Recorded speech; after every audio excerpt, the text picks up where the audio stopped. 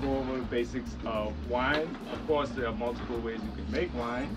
This method is mead making. Mead is basically honey wine, or if you go with the Ethiopian name, it is tej. Okay?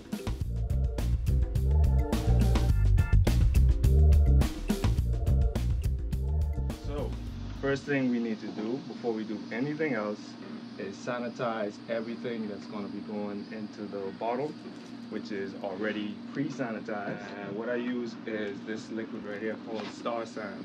This is a food grade sanitizer. So you put it in there, you only need a little bit, and it's going to foam up. Make sure everything's nice and clean. So everything that I am sanitizing are the tools that I'm going to be using. Of course, I need a funnel to make sure everything fits inside of that small cup. Also, I have, well, I only need one, but I have two different types of what's known as an airlock, right? An airlock, it basically keeps the air out, the oxygen out, but it also allows carbon dioxide to escape, because the basic the science behind wine making is you need a sugar source, you need yeast, and you need water or medium for them to be inside of it. So what the yeast do is they're actually alive, and they start a colony. They start reproducing, start excreting. So what they produce is ethanol, carbon dioxide. Okay? So the carbon dioxide is what we need to get out, but the ethanol is what y'all want. So get tipsy. So okay,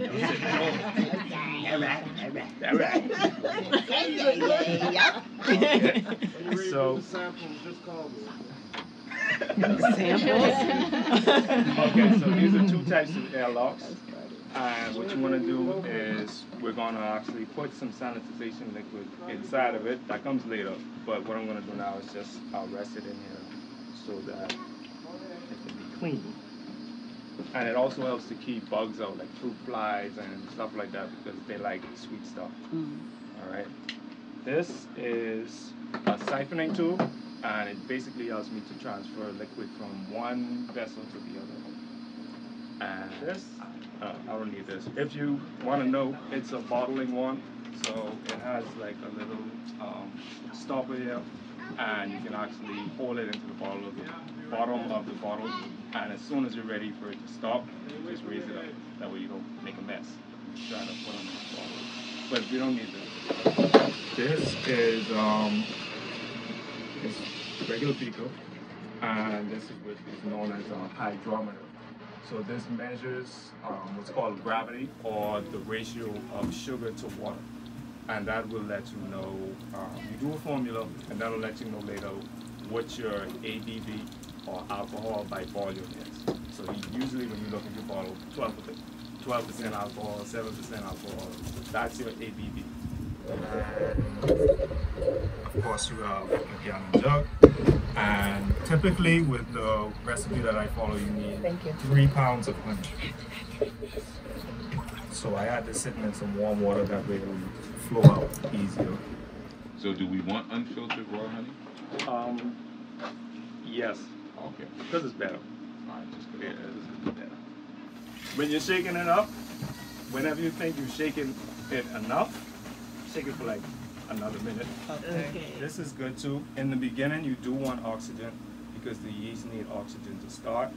But once this goes and all the mixtures put together, you don't want oxygen anymore. Otherwise, you'll have expensive vinegar. Which is what I've made every time.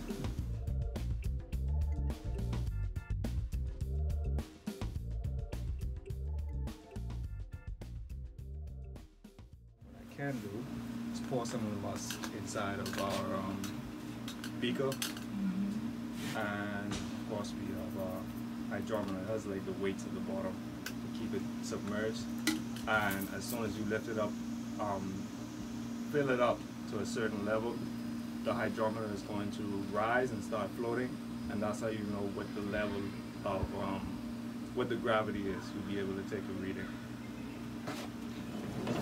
So the gravity is, well, as I explained earlier, the gravity is basically how you measure the strength of the wine afterwards, because it lets you know how much sugar is in there, sugar to water ratio. So the formula is original gravity, which would be our first test, minus the final gravity, which would be after you let it ferment for a while.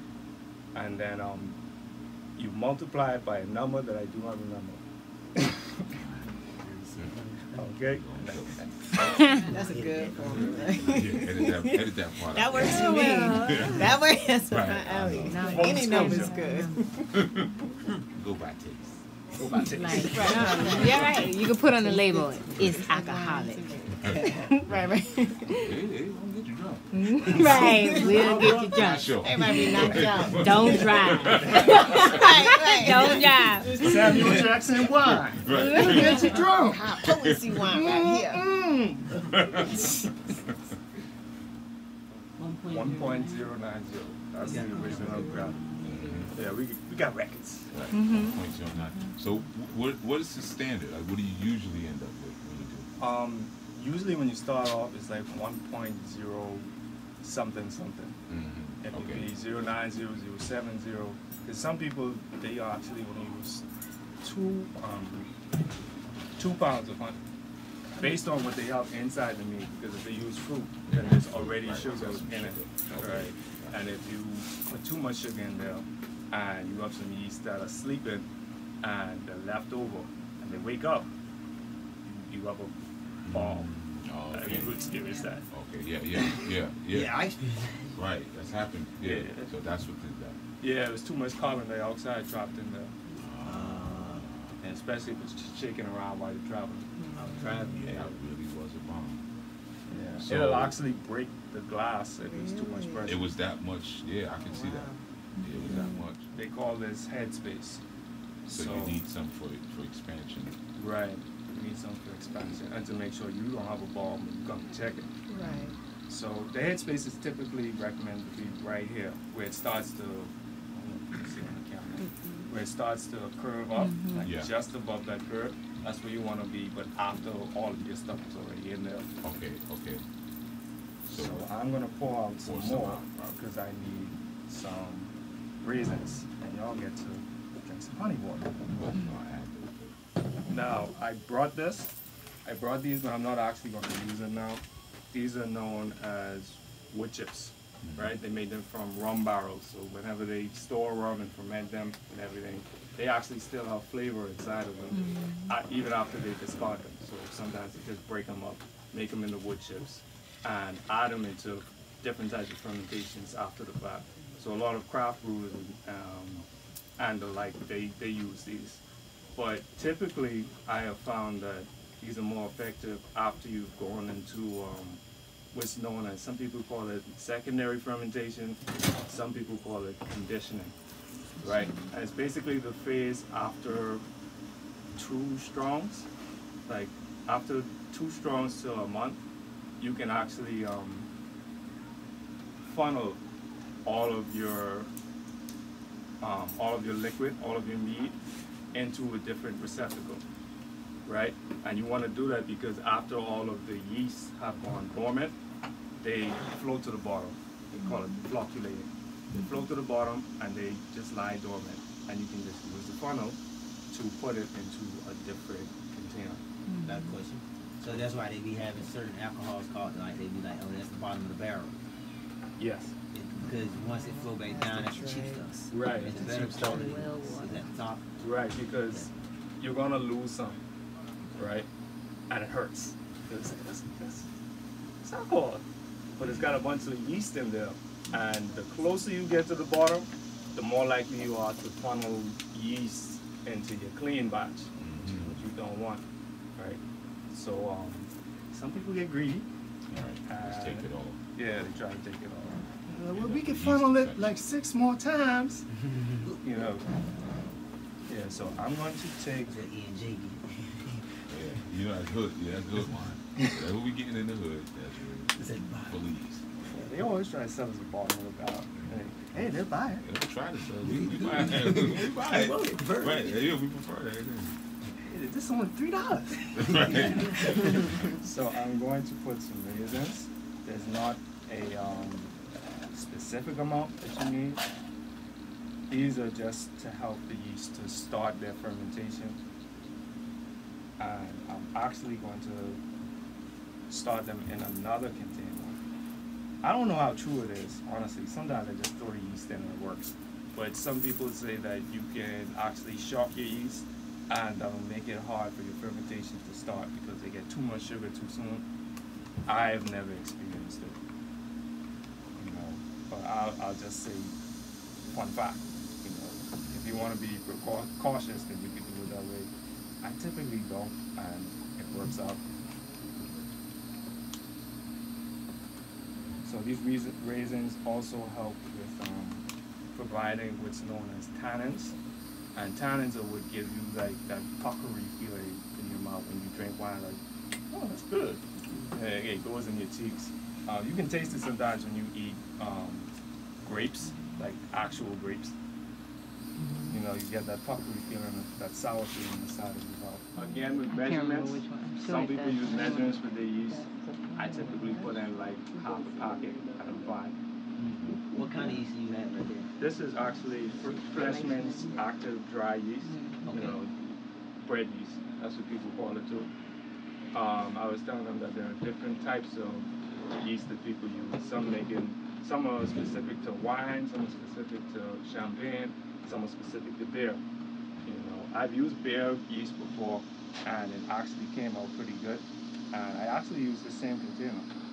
You know, that was where the mango meat. Okay, this the one that you brought to the retreat. Right. Okay. You use the whole pot? No, I used the rest of the pack after I spilled it on camera. Trying to open it. You didn't have to do that either, bro. Yeah, edit it out. You know, we good. So about how much yeast? Technology. Typically I use like half. A half? Okay. Yeah, half is good. Thank you. So this measurement isn't accurate. You got to do it again, right? Now with the yeast and sugar in there. It's not accurate for the raisins Okay. because I can't measure that sugar.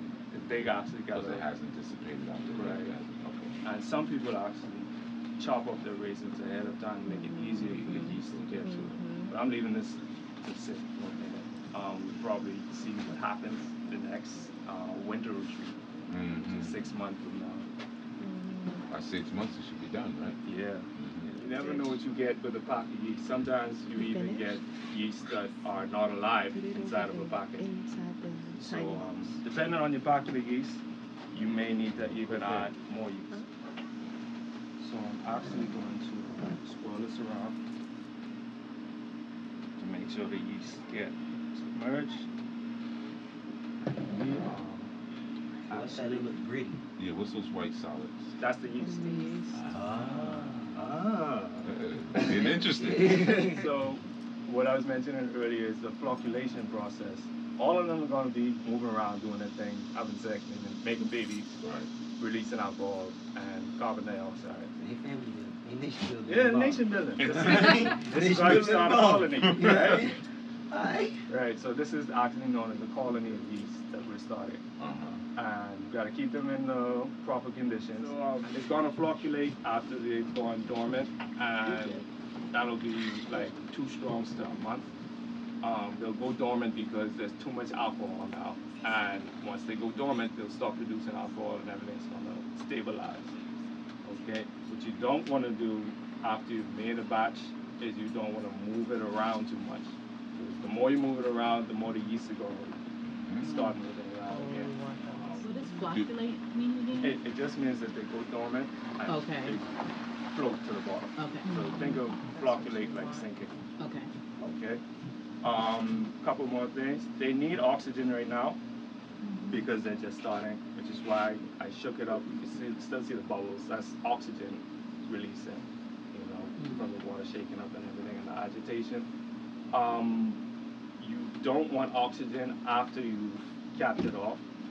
The good thing about an airlock is it locks the air out, which is the oxygen. But it also allows you put liquid in it, you fill it like halfway with liquid, and every now and then carbon dioxide is going to flow out. and it's going to release through these tubes, but nothing goes in because carbon dioxide is heavier than oxygen. So as it floats to the top, it's going to keep pushing oxygen out, and it also allows carbon dioxide to leave. Because you don't want a bomb. Okay. So I have a question. So typically, what temperature should this bottle be stored in? good question. Yeast also, they are light sensitive and temperature sensitive. So you want to keep it between 70 to 80 degrees. So you have to store it in a cool, dry place, but not a cold, dry place. And it has to be dark as well. The darker it is, the more they can do their thing. Okay, so I'm going to remove this one. This was helping me to shake it up. And I already have my liquid in here. I'm going to rest that in here. Cap that off. And we are actually done. So everybody can come up and see or I'll show you that. Yeah, it's super easy. And that's your sanitizing liquid? That's the sanitization liquid, because what it also does is it kills any type of fruit flies that may get in. So the final thing that I normally do is take a rubber band, and this is what you were talking about earlier about the vinegar. Yeah. I typically, because this can get slippery, it just came out of sanitization liquid. It, like, think of it as a liquid or soap. It's gonna pop up after the carbon dioxide starts to come out. So I just hold it down, right? Life hack. And that'll prevent the formation of what's known as mother of vinegar. That's the bacteria that starts to change an alcoholic beverage or the wine into vinegar. But yeah, expensive vinegar. That's what you don't want. But yeah, we're done. The last thing we need to do is just put it into a dark space for about 2 storms to a month. Come back and check it. It actually might start activating by tonight, and you'll see like little bubbles coming from the bottom. Those bubbles would be carbon dioxide being released from the yeast. It's something that's you can really explore and experiment. It's fun, honestly, because you could do anything with it.